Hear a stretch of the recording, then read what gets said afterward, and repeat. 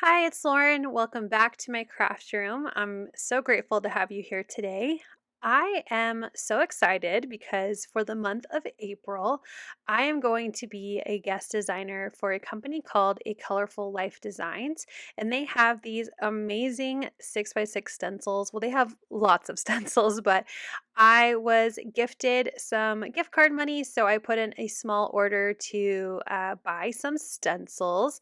So I have the different ones here. I'm just kind of showing you all of the different ones I picked out, and then I will swatch them out. So just quickly showing them as I'm opening them, and I just think they're so cool. So I'm going to talk about why I picked each stencil and why I think it will, contribute and add more to my craft stash. I don't, want to get duplicate of anything because I barely use what I have sometimes. So I wanted to have some new stencils in my stash that would have multiple uses. So those are the different ones that I got, but let me show you the first one.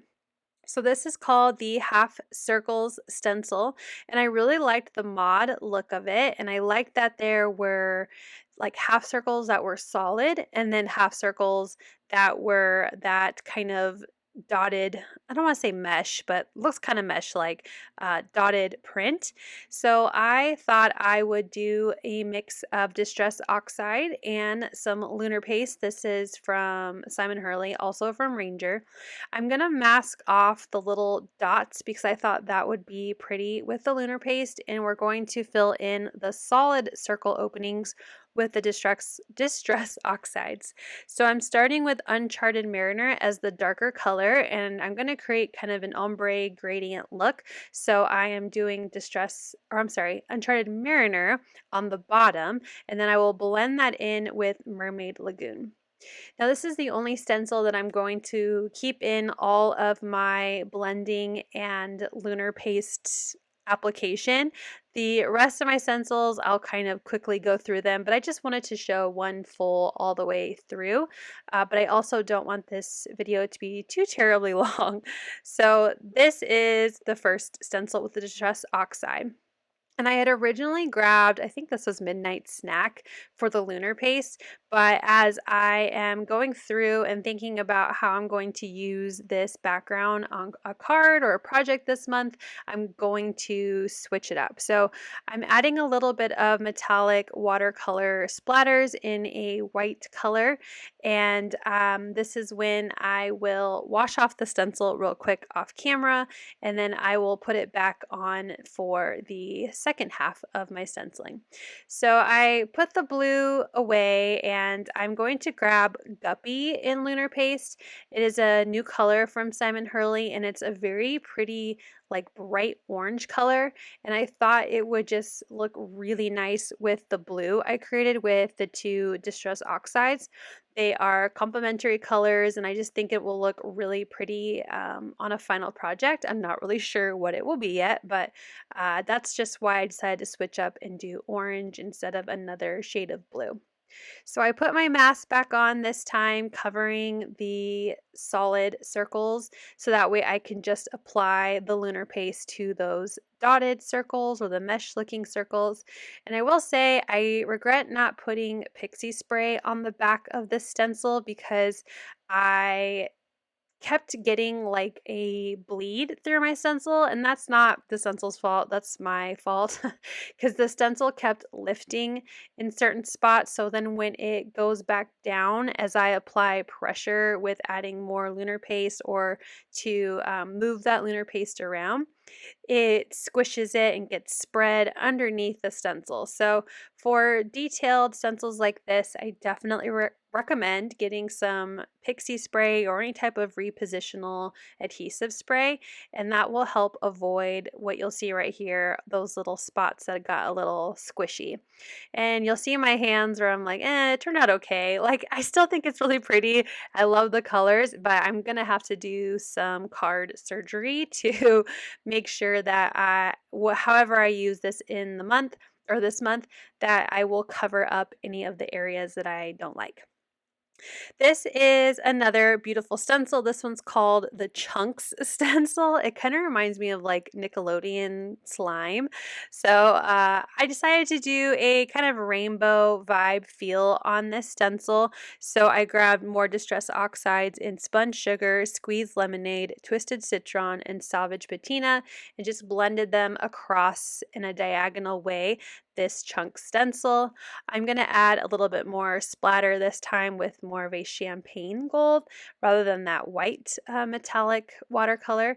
So just splattering that on with the stencil still in place, so that way the color is only in the parts where I stenciled. And this turned out so pretty, very pastel, very spring. So I'm excited to use that on a future project. Now, I learned my lesson and I knew that there were some detailed parts of this next stencil, which is called the Big Bow stencil. So I did add some pixie spray, and while that was drying, I grabbed Rustic Wilderness in Distress Oxide and completely covered my watercolor paper. I probably should have just grabbed a piece of green cardstock, but I was kind of just thinking of how I could use this for maybe a Father's Day project, and this is when I'm realizing I need to buy more pixie spray. Uh, and my husband is very earth tone vibe, like that's just his vibe. So I thought using Rustic Wilderness and then a bronze color would look really pretty. So I opted to use Lunar Paste in Gold Rush, which is more of a bronzy gold, not a yellow gold. And I applied that through all of the bow ties on this stencil. I also thought my daughter would really like this stencil because her favorite doctor from Doctor Who wears bow ties.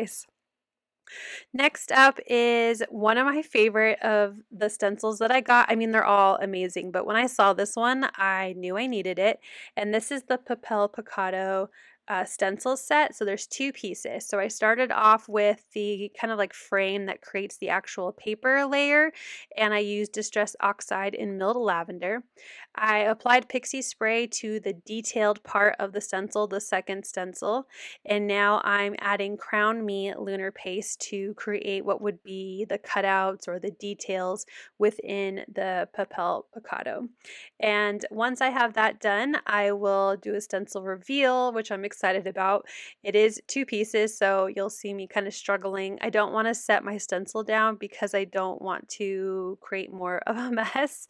But here you can see how pretty it turned out. There was a little bit of bleeding by the H in the happy birthday, but I'm gonna think of a way to fix that so it's not noticeable on the final project.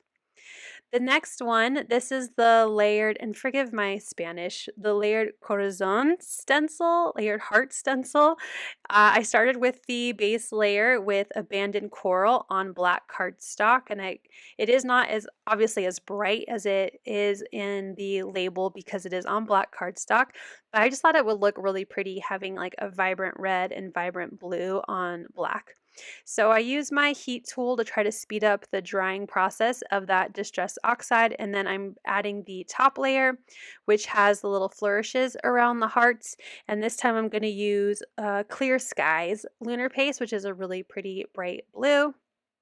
And then just like the rest, I'm adding it through the stencil, and then I will reveal how it looks. And I really love this combination. I think it looks so pretty. I don't know if you saw my jazz hands there, but on the black cardstock, I think it's so lovely.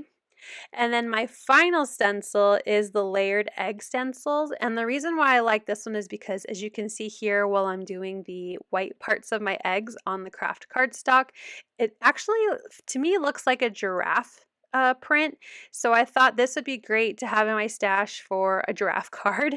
And then the next layer for the eggs, which make the yolks, just is a really cool, polka dotted pattern that's not in any it's not like symmetrical or anything, it's kind of random. So I thought even using these stencils by themselves would be really cool. So to me, there's like multi uses to this layered egg set, and I think this is one of my favorite ones. I don't know, it makes me think breakfast food, and I'm so excited to create something with that later on in the month. So here is a close-up of all of my stencil backgrounds. This is the next morning. I did all my stenciling at night, so the next day I would have backgrounds ready to go. I also place all of my stencils into a little dish that I have in my bathroom closest to the craft room, and it is filled with warm water and dish soap. So as I finish each stencil, I put it into that little bucket of soapy water so they can soak. And then once I'm all done crafting for the day or for whatever I'm doing in that moment, then I'll go through and wash them off. So just a little tip if you're stenciling and don't know what to do and you don't want your stencils to have a bunch of lunar paste all over them. So the project that I'm going to do today is with the Papel Picado Happy Birthday frame. Now this actually fits like very nicely on an A2 size card. So like 4¼ by 5½. It is smaller than that, but I wanted to add some flowers to kind of cover up where I wasn't a fan of my lunar paste kind of getting stuck under the stencil near the H in the happy birthday. So I die cut some of these florals. This is from Spellbinders and it's called the Floral Reflection Etched Dies. And it's a layering die set. So I die cut all the different pieces 2 times out of different cardstocks from my Your Paper Insider box 2 for winter 2023. So I have some pink, purple, and yellow cardstocks as well as some glitter pink, purple, and yellow. And then I have this really pretty kind of shimmery, shiny green cardstock that I used as the greens part. So I'm just following the die set image. So the dies have like, obviously the package has the image of what the flowers look like. So I'm just following along and gluing the different pieces onto the green part and assembling these 2 little bouquet pieces of flowers. I'm going to keep one all together. You can see it's kind of already sitting how I'm going to apply it to my card. And then the other one I'm going to cut apart and add around the stenciled piece here so that way I can hide any spots that I would like to be hidden. I'm using a jewel picker with a fine tip kind of pointy end on the other side. I just think that's really helpful when gluing small pieces together. And then I also wanted to say that I used a kind of light minty teal colored pattern paper that I found just digging through my 12 by 12 paper stash. I don't know who it's by or where I got it. I feel like it's a really old, like Dear Lizzie American Crafts paper, but it didn't have anything written on it, so I have no idea where it came from. So in the list of supplies down below, I did find kind of a similar vibe pattern paper from Lawn Fawn. So if you want to recreate this card, I did link down below something that you could use in its place. But anyway, that is just me trying to use up my paper stash. I don't know where it came from, but it was really pretty and I thought it complemented the colors really well.